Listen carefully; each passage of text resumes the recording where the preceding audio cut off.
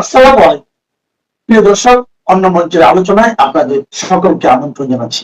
প্রধানমন্ত্রী তারেক রহমানের সাথে দেখা করার আগের দিন আপনি আপনার যে দেহের ভাষা, আপনার যে মুখের ভাষা, এগুলো যদিও ভারতের রাষ্ট্রদূত হিসাবে সঠিক, কিন্তু এগুলো কিন্তু ভারত বাংলাদেশ সম্পর্কের নিরিখে বাংলাদেশের, বিশেষ করে যারা বাংলাদেশে ভারত ঘৃণা সৃষ্টি করেছে, হিন্দু ঘৃণা সৃষ্টি করেছে, তাদের পার্সপেক্টিভের আলোকে দেখতে গেলে এগুলো কিন্তু তারা ভিন্নভাবে ব্যাখ্যা করবে।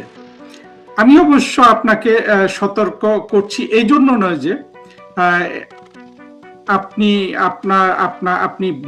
আপনি ভুল আছেন, আমি মনে করি আপনি সঠিক আছেন, কিন্তু আমাদের দুই দেশের বৃহত্তর স্বার্থের খাতিরে কিছু কথা আমাকে কিন্তু বলতেই হবে। এবং সেটা আমি সবসময় আপনার দেশ সম্পর্কে আমি অনেক কঠোর সমালোচনা করি। একটা সমালোচনা আমি সবসময় করি যে ভারত বাংলাদেশ, বিশেষ করে মুক্তিযুদ্ধের পক্ষের বাংলাদেশ এবং ভারতের সাথে যে একটা টেকসই সম্পর্ক হলো না, সেটার জন্য কিন্তু ভারতীয়রা অনেকাংশে দায়ী আছে। আমাদের দিক থেকে আমরা শুধু সব সময় আমরা ভিন্নভাবে অনেক সময় প্রধানমন্ত্রী শেখ হাসিনাকে দায়ী করি, কিন্তু আপনাদের যে নানান ভুল ভ্রান্তি আছে সেগুলো একটু আপনাদের খেয়াল রাখা উচিত। আপনারা নিশ্চিতভাবে জানেন বাংলাদেশ দুই ভাগে বিভক্ত। আপনি সৌভাগ্যবান যে আপনার রাষ্ট্র কিন্তু দুই ভাগে বিভক্ত নয়। আপনার রাষ্ট্রে সরকার কংগ্রেসের হোক, বিজেপির হোক, আপনাকে কিন্তু নীতি পরিবর্তন করতে হয় না। আপনাদের সরকার পরিবর্তন হয় ব্যালটের মাধ্যমে।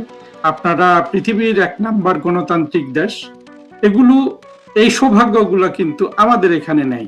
আমাদের এখানে নিরন্তর যুদ্ধ হলো। 1971 সালে আমরা যুদ্ধ করেছিলাম, যুদ্ধ করে আমরা পাকিস্তান থেকে স্বাধীন হয়ে বাংলাদেশ গঠন করেছি। সেই সংগ্রামে আপনারা রাষ্ট্র হিসাবে আমাদের সহযোগী হয়েছিলেন। সেখান থেকে কিন্তু আমাদের পথ চলা, ঐতিহাসিক পথ চলা বলতে পারেন ভারত বাংলাদেশ, কিন্তু আমরা বাংলাদেশটাকে মুক্তিযুদ্ধের পক্ষের শক্তির হাতে রাখতে পারিনি।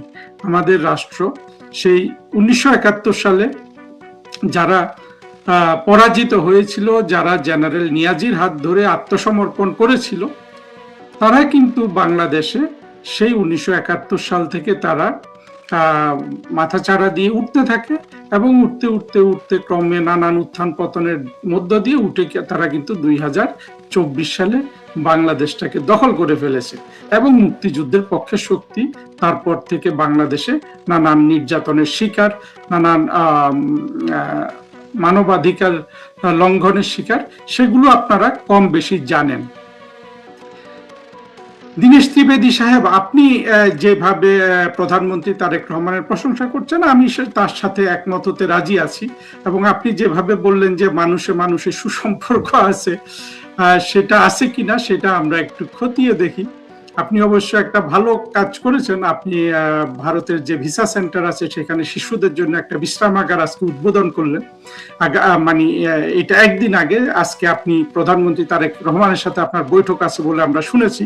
সেই বৈঠক হলে আমরা দেখব কি হয়েছে, কিন্তু পরিপূর্ণ ব্যাপারটা কিন্তু ভারতের তরফ থেকে আমরা যেটা দেখি এবং বাংলাদেশের তারেক রহমান সরকারের যে প্রতিক্রিয়া দেখি, সবকিছু কিন্তু বাংলাদেশের যে স্বাধীনতা বিরোধী জঙ্গি মৌলবাদী শ্রেণী আছে তাদের যে মতামত আপনাদের সম্পর্কে, যে ভারত একটা হিন্দুদের রাষ্ট্র, হিন্দুরা মুসলমানের সাথে যুদ্ধ করতে সাহস পায় না এবং তাদেরকে একটু টোকা দিলেই তারা পরাজিত হয়, এই যে বাংলাদেশের কয়েক কোটি মানুষের এই ধারণা, আপনি বা আপনার সরকার বা ভারতের উচ্চ পর্যায়ের রাজনীতিবিদ, সরকারি কর্মকর্তারা যদি তাদের এই ধারণাটাকে বৃদ্ধি করে, এটা কিন্তু এই ধারণাটা পাকিস্তানেরও আছে, তাহলে কি সেটা প্রজ্ঞার পরিচয় হয় ত্রিবেদী সাহেব?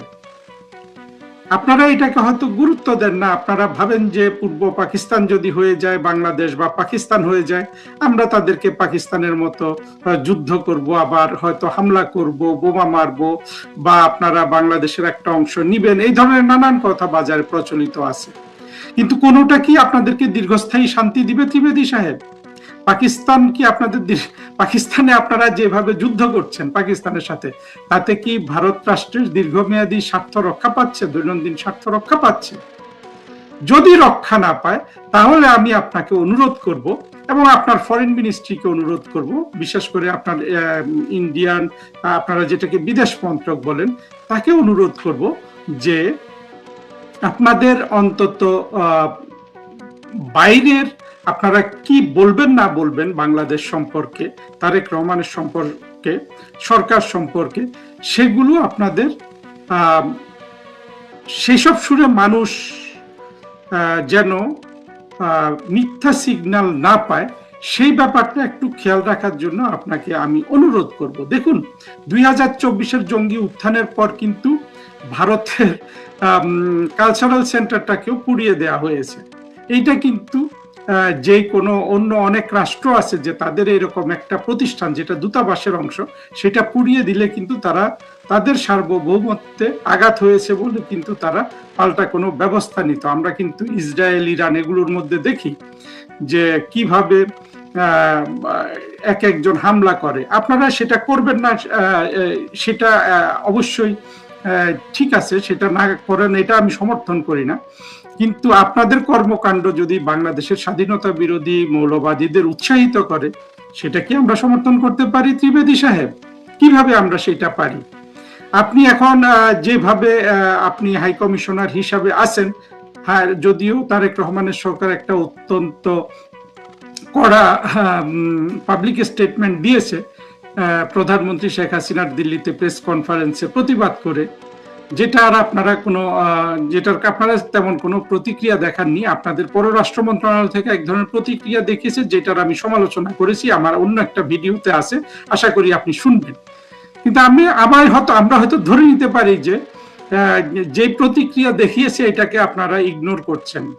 ইগনোর করাই স্বাভাবিক। অর্থাৎ আমরা তো আল্ট্রাসাউন্ড বলে একটা জিনিস জানি, সাধারণ শব্দ মানুষের কানে প্রবেশ করে, হ্যাঁ, আল্ট্রাসাউন্ড কিন্তু প্রবেশ করে না। আল্ট্রাসাউন্ড এত বেশি কম্পন হয় যে সেটা মানুষ কানে শুনে না। এই প্রতিবাদটাও এমন কঠোর ছিল বা এমন কি বলবো, এটাকে শিশু সুলভ ছিল যে আপনারা সেটাকে সেইভাবে ট্রিট করছেন। কিন্তু সেটা কিন্তু বাংলাদেশের মৌলবাদী শক্তিকে, এমনকি পাকিস্তানবাসীদেরকেও ওই জিনিসটাই জানিয়ে দিচ্ছে যে আপনারা হিন্দু, আপনারা কিন্তু যুদ্ধ করতে সাহস পান না মুসলমানদের সাথে। অর্থাৎ মুসলমানরা কঠোর কথা বললেই আপনারা থেমে যান, আপনারা ভয় পেয়ে যান, আপনারা কাঁপেন। কিন্তু আসলে তো সেটাও আমরা কিন্তু দেখি না। আপনাদেরকে তো আবার পাকিস্তানে মাঝে মধ্যে হামলা করতে দেখি, আপনাদেরকে কারগিলে আমরা যুদ্ধ করতে দেখি। এখন বাংলাদেশের জন্য কি আপনারা সেই ধরনের কিছু পরিকল্পনা করেন? সেটা কি আপনাদের জন্য ভালো হবে, নাকি যেই সমস্যাগুলা তৈরি হয়েছে সেই সমস্যাগুলো যথাযথভাবে প্রজ্ঞার সাথে মোকাবেলা করে বাংলাদেশের সাথে ভারতের একটা স্থায়ী টেকসই সম্পর্ক আপনারা গড়বেন? সেই সম্পর্ক গড়ার কিন্তু ভারত গণতান্ত্রিক রাষ্ট্র হিসেবে অনেকগুলো পূর্ব শর্ত আছে। সেই পূর্ব শর্তের মধ্যে কিন্তু রয়েছে বাংলাদেশের সংখ্যালঘু হিন্দুদের স্বার্থ রক্ষা করা। আমি বাংলাদেশের একজন মুসলমান হয়ে বাংলাদেশ থেকে হিন্দুদের স্বার্থ রক্ষার কথা বলতে পারি, কিন্তু আপনাদের কোনো কার্যক্রমে বাংলাদেশের হিন্দুদের স্বার্থ রক্ষার বিষয়টা আসে না। আপনারা সেটাকে ভিন্নভাবে, আপনারা হয়তো এখন মনে করেছেন যে এইটা করে আর কি হবে, যে বাংলাদেশে যা কিছু অবশিষ্ট হিন্দু আছে সেগুলোকে আপনারা ভারতের নাগরিক করে নেবেন, আর বাংলাদেশ পড়ে থাকবে শুধু মুসলমানের রাষ্ট্র হিসাবে। আপনারা কি এই পরিকল্পনা করছেন ত্রিবেদী সাহেব? আপনারা যদি বাংলাদেশের সব হিন্দুকে ভারতে নিয়ে যান, বা বাংলাদেশের মানুষ মুসলমানরা যদি হিন্দুগুলোকে ভারতে তাড়িয়ে দেয়, তাহলে এই হিন্দুদের যে মানবাধিকার লঙ্ঘন হবে সেটার কি অবস্থা হবে? বাংলাদেশে হিন্দু সম্প্রদায় ছিল 18%, 1972 সালে, আজকে সেটা বলা হচ্ছে 7%। এই যে কমে গেল, এতগুলো মানুষ বাংলাদেশ থেকে ভারতে চলে গেল, এদের হিউম্যান রাইটস ভায়োলেটেড হয়েছে না ত্রিবেদী সাহেব? সেটাকে আপনারা যদি আপনাদের দৃষ্টিতে দেখেন যে আমরা তো কিছু করতে পারি না, ফলে যা আসুক আমরা তাদেরকে এখানে অ্যাবজর্ব করে নিব, কিন্তু সেটা তো আমাদের ক্ষতি হচ্ছে। বাংলাদেশ এইভাবে হিন্দুদের উৎখাত করে যেই ভ্যাকুয়ামটা তৈরি হচ্ছে সেটা মৌলবাদীরা দখল করছে। মৌলবাদীরা দখল করাতে আমরা বাংলাদেশের মুক্তিযুদ্ধের পক্ষের শক্তি, আমরা যারা ধর্মনিরপেক্ষতায় বিশ্বাস করি, অসাম্প্রদায়িকতায় বিশ্বাস করি, আমরা তাদের পরবর্তী টার্গেট হব যদি সব হিন্দু ভারতে চলে যায়। তো সে ব্যাপারে আপনাদের কি দায়িত্ব থাকবে না? ধরুন আপনারা সেই দায়িত্ব পালন করলেন না, ততটা চিন্তা করার সক্ষমতা আপনাদের নাই, তারপরে বাংলাদেশ যদি পুরোপুরি মৌলবাদীদের দখলে চলে যায়, যেটা ইনফ্যাক্ট গেছে 2024-এর পর, তাতে কি আপনারা শান্তিতে বসবাস করতে পারবেন?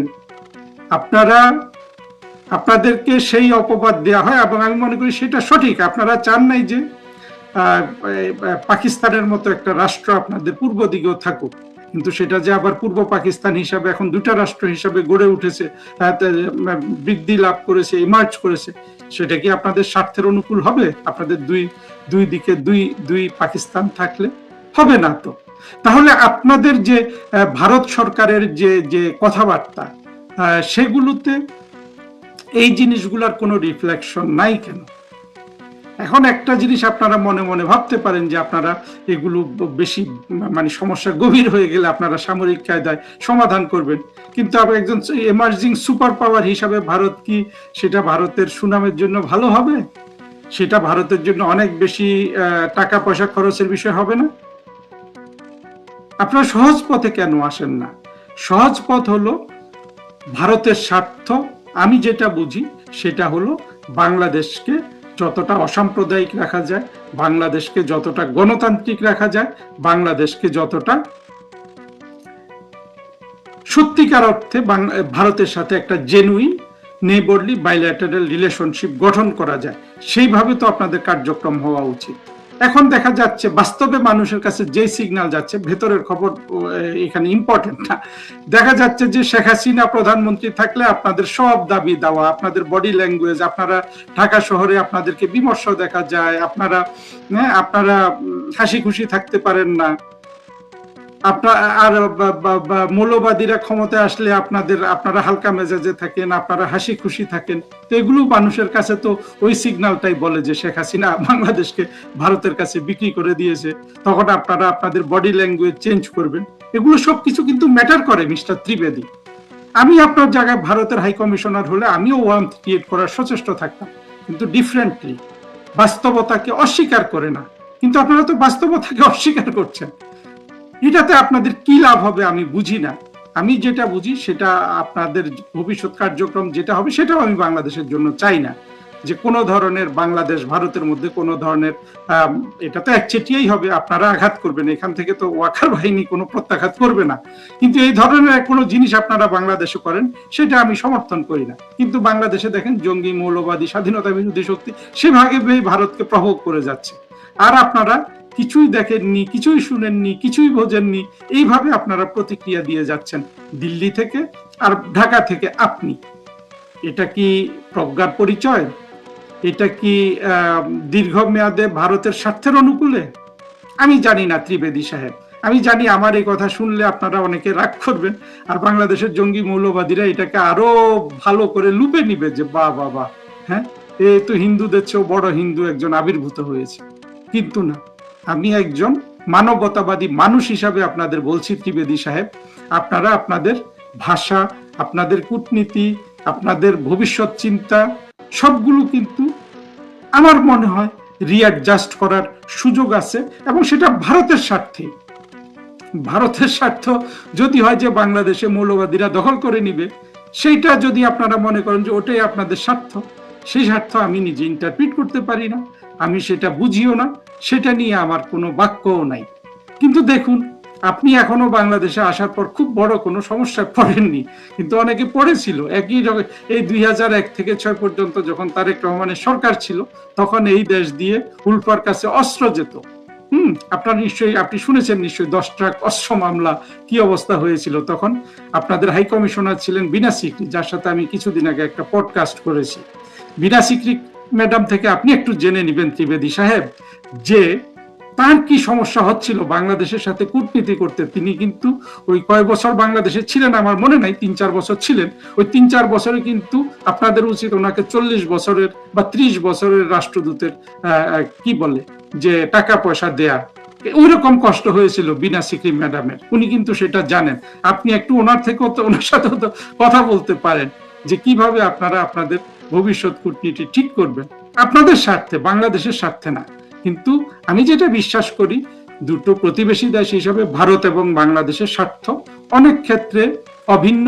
সেই স্বার্থ হলো দুই দেশেরই, অর্থাৎ বাংলাদেশের গণতান্ত্রিক যাত্রায়।